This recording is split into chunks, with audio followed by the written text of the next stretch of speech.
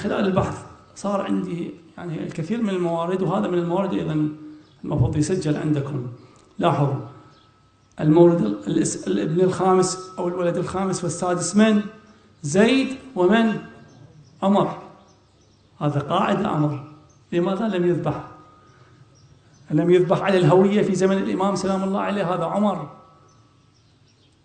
أنتم عندما تقرؤون الآن، نريد نحن من هذا المكان يعني نريد أن نتعلم كيف كانت الحياة في زمن أهل البيت، وكم من العمري كان من أصحاب الإمام ومن رواة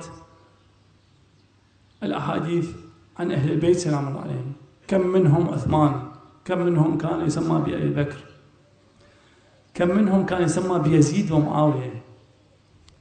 فعلا يعني تحصل مفاجأة عندما تجد الكم الهائل من هذه الأسماء التي كانت في زمن أهل البيت سلام الله عليهم.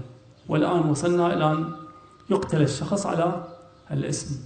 وكما تعلمون يوجد من قتل باسم عمر وهو من أتباع مذهب أهل البيت سلام الله عليهم، وقتل باسم حمزة أو علي وهو من أتباع أهل السنة.